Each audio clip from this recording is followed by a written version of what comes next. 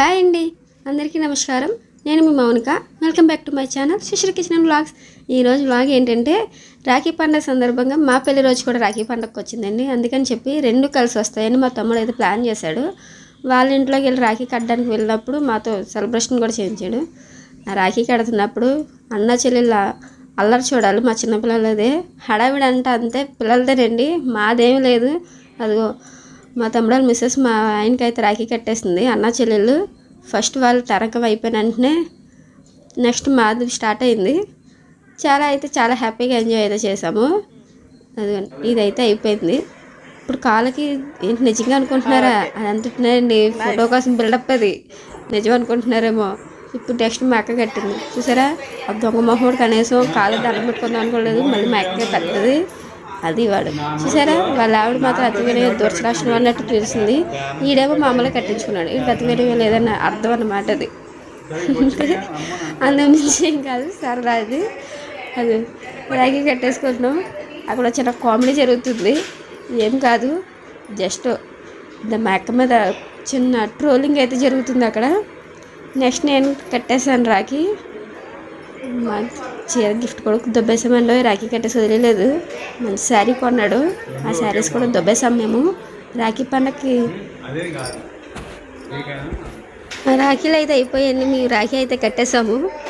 ఏదో మాది కాదు కానీ హడావిడి, మా పిల్లలదే మొత్తం హడావిడి. అంటే చిన్నపిల్లలదే, పెద్దలదేముంటుంది లేదు, జస్ట్ ఏదో కట్టేసామన్న పేరుకైతే అయిపోతుంది కదా. ఇప్పుడు చూడండి మా పిల్లలు హడావిడి చూద్దాం కానీ ఎంత బాగా కట్టుకున్నారు, ఎంత బాగా అల్లరి చేశారు. వాళ్ళు చిట్టి చెల్లికాడు ఆశీర్వాదం కూడా, అక్షంతలు కూడా చెల్లేస్తున్నాడు. అదిగోని చూసారా? మా పెద్దోడు అయితే దాని మీద అక్షంతలు కూడా వేసేసి ఆశీర్వదించేస్తున్నాడు.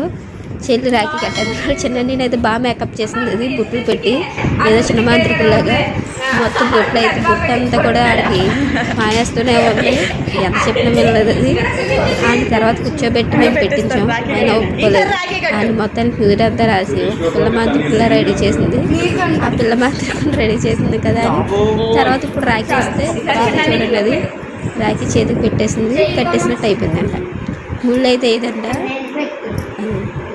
రాఖీ అయితే చేతికి పెట్టి కానీ రాఖీ పండుగ అయిపోయిందంట దానికి. చూడండి, నన్ను కట్టమంటారు తర్వాత అంతే. అలా పెట్టేసి రాఖీ అయిపోయిందని చూడండి. జపాన్ బొమ్మ ఊగినట్టు ఊగింది నా కూతురు. ఇప్పుడు అయిపోయిందంట అలా ఊగి. అంటే రాఖీ నేనే కట్టుకోవాలంటే తర్వాత చేతికి అయితే అది పెట్టేసింది. తర్వాత నేను కట్టుకోవాలని చెప్పి కట్టించాం. ఇంకిద్దరితో రాఖీలన్నీ కట్టించేసి అయిపోయిందండి మా రాఖీ పండుగ అయితే. చాలా బాగా వచ్చింది ఈ సంవత్సరం. చిన్నపిల్లలదే రాఖీ పండుగ కదా, మా పిల్లలు ఫస్ట్ రాఖీ పండుగ ఇది బాగా కట్టింది. లాస్ట్ ఇయర్ అంటే సంవత్సరం బాగా కట్టలేదు కానీ ఈ సంవత్సరం బాగా కట్టింది. దాని సెకండ్ రాఖీ పండుగ బాగా కట్టింది.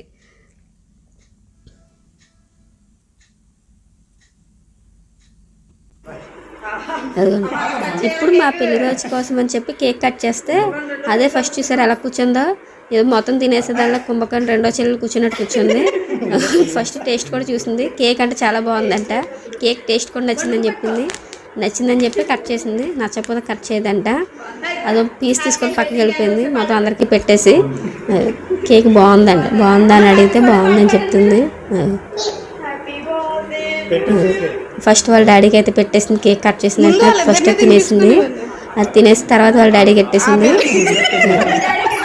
తర్వాత నాన్నకి పెట్టింది. తర్వాత నాకు పెట్టింది.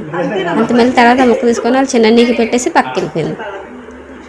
వాళ్ళ డాడీ చూసారా? అది డాడీ కూతురు, అందుకని వాళ్ళ డాడీకి పెట్టేసింది. నాకు కూడా పెట్టేసింది. అయిపోయింది మా సెలబ్రేషన్. అంతేనండి. మేమైతే చాలా బాగా ఎంజాయ్ చేసాం. మీకు ఎలా అనిపించింది? మీరు రాఖీ పండుగకి ఎలా ఎంజాయ్ చేశారంటే నాకు కామెంట్ చేయండి. మాకైతే రెండు కలిసి వచ్చాయి. వీడియో అయితే నీట్గా పోస్ట్ చేస్తున్నాను, అంతే, ఏం కాదు.